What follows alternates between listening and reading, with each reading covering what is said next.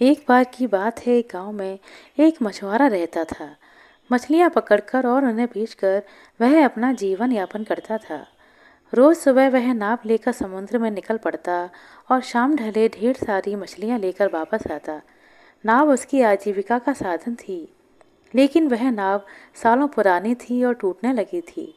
इस डर से कि कहीं कोई दुर्घटना ना हो जाए, उसने एक विचार बनाया कि क्यों ना नई नाव बनाई जाए। उस दिन वह मछलियां पकड़ने न जाकर जंगल की तरफ चला गया, ताकि नाव बनाने के लिए मजबूत लकड़ियां ला सके। नाव बनाने की मजबूत लकड़ियां खोजते खोजते वह जंगल के बहुत अंदर चला गया और रास्ता भटक गया। शाम हो चली थी, धीरे धीरे अंधेरा भी होने लगा था। मछुआरे को समझ नहीं आ रहा था कि क्या किया जाए, कहाँ जाया जाए।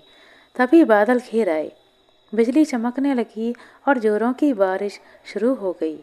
मछुआरा रुकने के लिए आसरा खोजने जल्दी जल्दी आगे बढ़ा। तभी किस्मत से उसे एक झोपड़ी दिखाई पड़ी। उस झोपड़ी की खिड़की से लालटेन की रोशनी नजर आ रही थी। मछुआरा उस झोपड़ी के पास पहुंचा और दरवाज़ा खटखटाने लगा। दरवाज़ा एक बूढ़े व्यक्ति ने खोला। उसे देख मछुआरे ने सारा हाल कह सुनाया और बोला, बाबा, मैं बड़ी मुसीबत में हूँ। ऐसी अंधेरी रात में मैं कहाँ जाऊँ और रात कहाँ गुजारूँ? रात भर के लिए मुझे अपने घर में आसरा दे दो। बूढ़े ने उसे घर के अंदर बुला लिया। मछुआरे ने देखा कि उस घर में एक बूढ़ी महिला भी है। उसने अनुमान लगाया कि वह अवश्य ही बूढ़े आदमी की पत्नी होगी। उसने उसे प्रणाम किया, लेकिन बूढ़ी महिला ने कोई उत्तर नहीं दिया और एक कोने में बने चूल्हे पर खाना बनाने लगी। बूढ़े व्यक्ति ने एक चटाई बिछाई और मछुआरे को उस पर बैठने के लिए कहा। मछुआरा चुपचाप चटाई पर बैठ गया और इधर उधर देखने लगा। बूढ़े आदमी ने उससे कोई बात नहीं की। उसने बूढ़ी औरत से भी कोई बात नहीं की। उनका व्यवहार देखकर मछुआरा चकित था। कुछ देर के बाद बूढ़े व्यक्ति ने मछुआरे को भोजन दिया और स्वयं भी बूढ़ी औरत के साथ में भोजन करने लगा। फिर वे दोनों सो गए। मछुआरा भी चटाई पर लेट गया, लेकिन उसे नींद नहीं आ रही थी। वह लेटे लेटे बूढ़े आदमी और औरत के बारे में सोच रहा था। दोनों उसे रहस्यमय लग रहे थे। इतने घने जंगल में अकेले रहना और बिल्कुल भी बातें ना करना। मछुआरे को लग रहा था कि मानो वे कोई भेद छुपा रहे हों। वह यह सोच ही रहा था कि उसे एक आहट सुनाई पड़ी। उसने आंखें घुमाकर देखा तो हैरान रह गया। बूढ़ा आदमी धीरे धीरे एक संदूक के पास गया और उसमें से एक टोपी निकाली। फिर उसे पहनकर बोला, गिली गिली छू, उड़ जा तू। इतना कहते ही बूढ़ा आदमी गायब हो गया। थोड़ी देर के बाद में बूढ़ी औरत उठी और संदूक के पास जाकर उससे एक टोपी निकाल ली। फिर उसे पहनकर वह भी बोली, गिली गिली छू, उड़ जा तू, और गायब हो गई। यह देखकर मछुआरा हक्का बक्का रह गया। अब वह झोपड़ी में अकेला था। उसने सोचा कि देखता हूँ कि संदूक में आखिर क्या है। वह संदूक के पास गया और उसे खोल दिया। उसने देखा कि उसके अंदर एक टोपी पड़ी हुई है।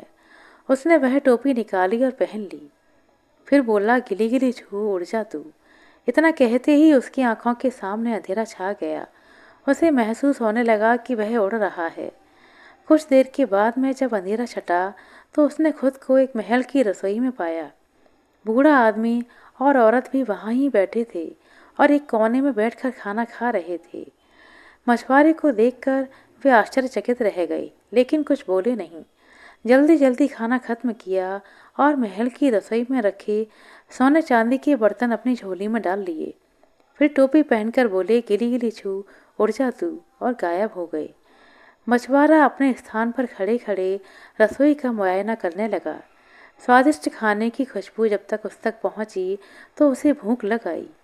उसने सोचा कि मैं भी खाना खा ही लेता हूँ, और वह भी खाना खाने लगा। खाना खाने के बाद में उसे नींद आने लगी। दिन भर जंगल में भटकने के कारण वह बहुत थका हुआ था। उसने सोचा कि अभी उजाला होने में समय है, एक झपकी मार ही लेता हूँ। लेटते ही उसे गहरी नींद आ गई और वह सुबह होने तक सोता रहा। सुबह जब राजमहल का रसोइया रसोई में आया तो वहाँ एक आदमी को सोता देखकर चौंक गया। वह तुरंत सैनिकों के पास गया, उनको बुला लाया। सैनिकों ने मछुआरे को जगाया और उसे रस्सी से बांधकर राजा के सामने प्रस्तुत किया। सैनिक राजा से बोले, महाराज, आज हमने उस चोर को पकड़ ही लिया जो रोज महल की रसोई से सोने चांदी के बर्तनों की चोरी किया करता था। मछुआरे ने अपना पक्ष रखने का प्रयास किया, लेकिन राजा ने उसकी एक ना सुनी और उसे मृत्युदंड दे दिया। उसने सैनिकों को आदेश दिया कि इस चोर को खंभे से बांधकर जिंदा जला दिया जाए। राजा के आदेश का पालन करने सैनिक मछुआरे को लेकर नगर के चौराहे पर पहुंचे।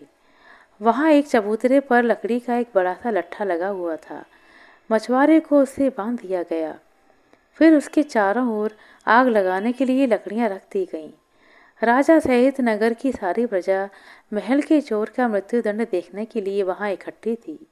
मछुआरे को अपना अंतिम समय आता देख वह सोचने लगा कि बिना प्रयास किए मरने से अच्छा है कि बचने का एक अंतिम प्रयास तो कर ही लूं। वह राजा से बोला, महाराज, मृत्यु पूर्व मेरी अंतिम इच्छा पूर्ण करें। राजा ने पूछा, बताओ तुम्हारी अंतिम इच्छा क्या है। मछुआरा बोला, महाराज, मैं अपनी टोपी पहनकर मरना चाहता हूँ। राजा ने सैनिकों को आदेश दिया कि मछुआरे को टोपी पहना दी जाए। सैनिकों ने वैसा ही किया। टोपी सिर पर आते ही मछुआरा बोला, गिली गिली छू, उड़ जा तू, और गायब हो गया। वहां जमा सभी लोग डर के मारे भाग खड़े हुए। उन्हें लगा कि मानो वो कोई भूत था। इधर मछुआरा उड़ा चला जा रहा था।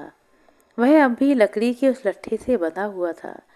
समुद्र के पास वह जमीन पर उतरा। पास ही उसका गांव था, लेकिन इतने मोटे लट्ठे से बंधे होने के कारण वह चल नहीं पा रहा था। किस्मत से एक आदमी उसे वहां से जाता हुआ दिखाई पड़ा। उसने आवाज देकर उसे बुलाया और रस्सी खोलने के लिए विनती की। उस आदमी ने उससे पूछा, अरे, तुम्हें ऐसे कौन बांध कर चला गया। इस पर मछुआरे ने उसे झूठी कहानी सुना दी कि जंगल में डाकुओं ने उसे उस लकड़ी के लट्ठे से बांध दिया है। आदमी ने रस्सी खोल दी और मछुआरा आज़ाद हो गया। मछुआरे ने उस आदमी का धन्यवाद दिया और वह आदमी अपने रास्ते चला गया। इधर मछुआरे ने देखा कि जिस लकड़ी के लट्ठे से वो बंधा हुआ था वह नाव बनाने के लिए उपयुक्त थी। इस तरह उसे नाव बनाने के लिए लकड़ी भी मिल गई। उसने उस लकड़ी से नई मजबूत नाव बनाई। जादुई टोपी उसके पास ही रही, लेकिन उस दिन के बाद से उसने कभी भी उस जादुई टोपी का उपयोग नहीं किया। वह अपने साधारण जीवन में बहुत प्रसन्न था। कहानी से सीखने को मिलता है कि मुसीबत के समय सभी को बुद्धिमानी से काम लेना चाहिए और अपना प्रयास अवश्य करना चाहिए। आशा करते हैं दोस्तों आपको हमारे द्वारा सुनाई गई है छोटी सी कहानी अच्छी लगी होगी। कहानी अच्छी लगी हो तो कृपया लाइक कर दें, शेयर कर दें। चैनल पर नए हैं तो सब्सक्राइब कर लें। अपना कीमती समय देने के लिए बहुत बहुत धन्यवाद। मिलते हैं अगले वीडियो में, तब तक के लिए नमस्कार।